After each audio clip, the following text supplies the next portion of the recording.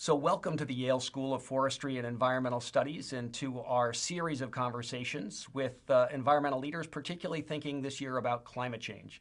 And we welcome today Christiana Figueres, who has been the head of the negotiation process representing the United Nations Framework Convention on Climate Change Secretariat, and really has done a wonderful job in bringing to conclusion a successful series of negotiations with the Framework Convention as a starting point, and the Paris Agreement of 2015 as the new platform from which we build. So Christiana, thank you for being at Yale. Thank you. Thank you for the invitation. It's always a pleasure to be here. It's a great pleasure to have you back, and we're especially eager to hear about your experience, not only over the last few months, celebrating the victory in Paris, but really over the last several years. Who says we're celebrating? We're back to work. I am glad to hear that. But tell me, how did you get the agreement to come together in Paris? I mean, we have seen over 20 years push and pull and really not the same success in getting people to come together. 195 countries signed in Paris. 180. No, they adopted. They signed in New York. They signed in New York, but signed up is what I should signed say. Up, yes. And we've now got 188 of them or something like that, having put action plans forward. So it really does look like we've turned a corner. And what do you attribute the ability to get people to come together to? Well, many different things, honestly. Perhaps, let me try to do it sequentially. I think the first thing that was very, very remarkable is that very soon after Copenhagen, we began to see that the cost of renewable energies was beginning to drop. And in fact, if you compare solar energy costs between 2008 and now, we already have an 80% reduction in cost, 40% increase in efficiency. Not quite as dramatic in wind, because wind has only fallen by 45%, increased by 25% its efficiency. But the trend is definitely there. So the fact that these technologies began to come down in cost made it actually that, at least from a technical point of view, there was a solution that was competitive, was in sight, and could be disseminated quite quickly. That made a huge difference. The second thing that made a big difference was the realization that addressing climate change is certainly upfront the responsibility of national governments, and who need to be at the center, but they are not the circumference of responsibility. They are the center of action, but not the circumference of action. And so beginning to expand that circle beyond national governments to include subnational governments, corporations, investors, insurance companies, faith groups, women's groups, youth groups, everyone who actually has something to contribute to this was a very, very important task right at the beginning. And we started that effort in 2010 to begin to open the participation to all those who can really make a difference. And then what I think was very critical was that, in particular, the private sector took the lead in beginning to understand that addressing climate change, investing in new technologies and clean technologies was in their business continuity sense, and that they were actually under threat of not having a stable planet on which they could do business. As Sharon Barrow from ITU says, is where are the jobs on a dead planet? Where is the business on a dead planet? And so the fact that at least some leaders in the private sector understood that it is in their interest, and that opened up the door for national governments to begin to understand that it is also in their interest. And so we were able to turn the tables, if you will, on the logic of the structure of a global agreement, whereas before, in the Copenhagen days, it was very much about what is it that the planet need, what are the global needs, and then how is that responsibility going to be parsed out to the different actors, what we call the top-down approach, to much more of a bottom-up approach of how can you help, how can you support from the perspective of your interest, whether you be a big or a small or whatever country, independently of your resource base, but very influenced by your resource base, because the question was, what makes you capable and interested in contributing to the global solution? What are your national priorities that can be aligned with the global interest. And that logic, turning around that logic, was absolutely key. Well, I think you've highlighted some of the things we've been looking at here at Yale. I think the building out of a bottom-up support structure to help implement whatever the top-down targets were was critical. And I think the broader engagement of bringing in mayors, governors, CEOs, community leaders, and saying you all have part of this.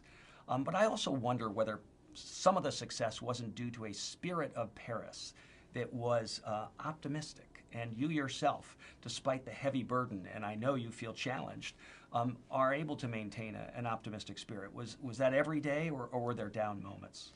No, I do think that the change in the dynamic right from the start was a very, very obstinate decision on my part that no matter what was going to come, that I would inject fundamental, relentless, stubborn optimism in the system. Because I do believe there is no victory that you can deliver without optimism. There was such a sense after Copenhagen that this challenge was too complex, too expensive, too multidimensional, too late, and basically impossible anyway. And in order to change that dynamic, and a lot of it has to do with changing the dynamic in our head. It's about attitude. And so for me, my mantra has always been, impossible is not a fact, it's an attitude. It's frankly merely an attitude. And the moment you change your attitude from, looking at a challenge as being intractable to looking at a challenge as being difficult, but possible to figure it out, it makes a difference. Yes. And so we've had, 6 years of really, really stubborn optimism. And why I say stubborn is because there were many, many points during those 6 years in which there was evidence to the contrary. And there was evidence, that this election in this country, or this technology didn't work out, or this company went bankrupt, or whatever, or this, climate denial person is now getting a lot of media attention, and on and on and on and on and on. And it really took a lot of stubbornness, for which I'm now grateful, because I've learned that it's actually fine to be stubborn as long as it's for the common cause. You just shouldn't be stubborn about yourself. But if it's for the common cause, it's fine. And just, to inject that kind of optimism despite the evidence was very helpful, because it kept us moving, and looking for the possibilities to create a new reality. So you have put in place now a foundation for the kind of transitions in the world that you've described in many cases, beginning with a move to a clean energy future. What is it we now as a global community need to do to build on that foundation and to make this process of transition move ahead?